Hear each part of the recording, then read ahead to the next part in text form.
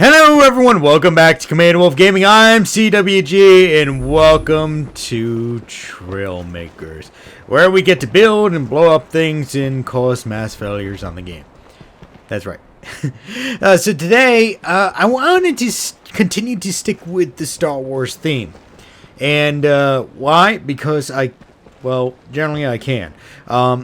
And my thing is that I actually wanted to make a TIE fighter. Now, TIE fighters actually have a long-standing history. They're a very basic vehicle that was used by the Empire, and obviously when we switched over to the Clone Wars, we didn't see them around until they started taking shape with the Jedi Starfighters. We can see how the Jedi Starfighter looked like more like an A-Wing, then it transforms steadily into kind of like the TIE fighter form.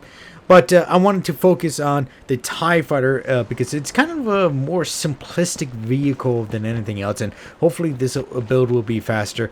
And honestly, guys, I know I can improve on some of my builds. So I'm thinking I'll be holding a stream every other Thursday and to improve and fix the vehicles that I make on Trailmakers and, getting some inputs from you guys. See what you guys think would improve on these vehicles. So if you want to if you guys think that's a cool idea, make sure to comment down below in the comment section, because I'd love to hear you guys. So without further ado, I want to get to building. So what I'm going to be using, I'm actually going to be using the diving bell for the cockpit, just because that spherical shape is pretty much standard amongst all the TIE Fighters formats. So we're just going to use that as the base, and then we're going to work our way there. And honestly, we can probably make a Millennium Falcon with the Falcon, whatever, with this spaceship cockpit. Well, I'm getting ahead of myself, so let's get building our little TIE Fighter.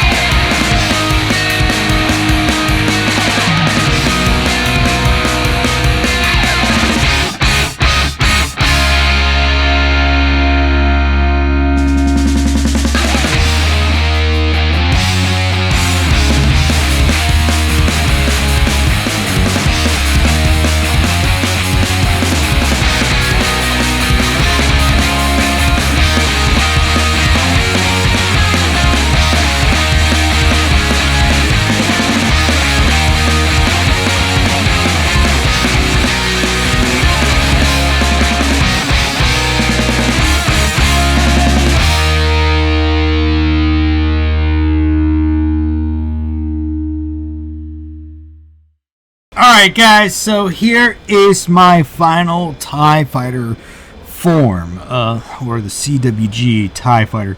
Obviously, we got X, Y, and Z axes here, using some rotating servos, right? I'm actually hoping that these are, they are what looks like to be programmed correctly. I think I gotta actually put these on hold position though. Or else we're gonna keep it's gonna keep messing around with the settings here. So hold position. Okay, that should do it. Okay, so that should fix that. Anyway, so what we have here is a TIE fighter that I built. It's not the most wonderful TIE fighter, as in it doesn't really fly well, but let's face the facts. In the Star Wars universe, and obviously for all intents and purposes in our case, right, we only have so many logic items that we can work with in comparison to the Star Wars universe. Obviously, I could throw in altitude control, speed sensors, distance sensors, and logic gates, but I feel like these are not complete. These are great for the most part, but like this altitude sensor, how do you know how high you are right now?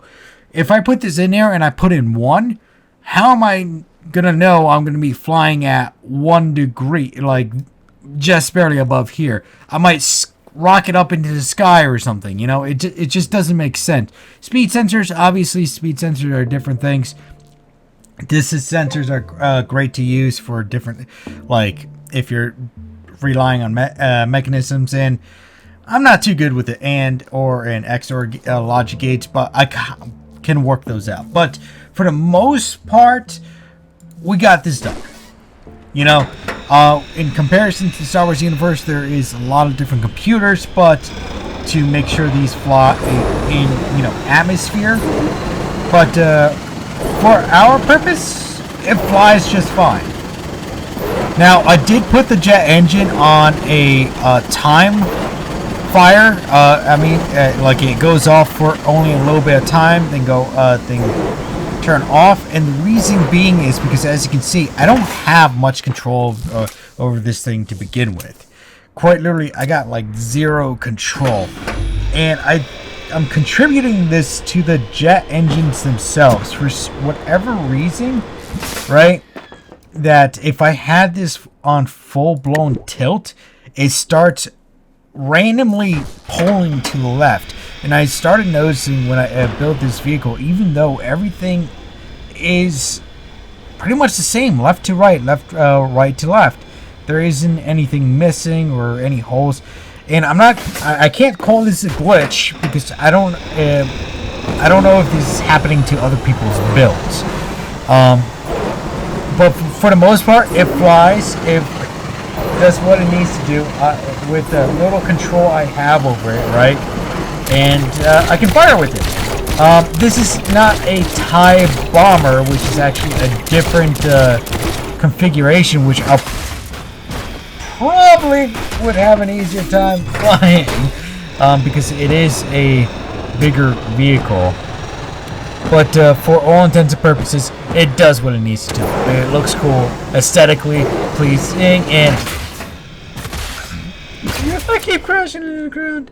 I'm flying at night because you know, you always see Star Wars vehicles at night, so why not, right?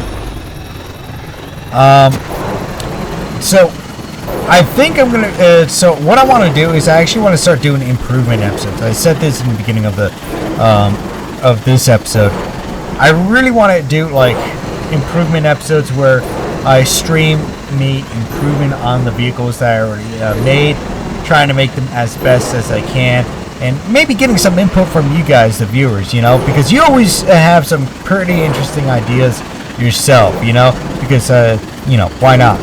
So anyway, thank you guys for tuning in today here on Commander Wolf Gaming. Hope you enjoyed the footage. Obviously, can't do a starfighter fight because I don't have anybody to play with. I'm so lonely. And I'm falling out of the sky now. And also, it's actually kind of very hard to even fly these vehicles in this situation using the items that I have. Oh boy. I'm losing a little bit of control. Anyway, thank you guys for tuning in today. Hope you enjoyed the footage. Did you guys know about 85% of you guys are not subscribed to the channel yet? That's right, 85%. It's actually really, really crazy that you guys are not subscribed to my channel yet. Make sure to smack that big red button down below. And as I always say, folks, like, subscribe, and share. Spread the love, and I hope to see you next time here on Command Wolf Gaming. Bye-bye now.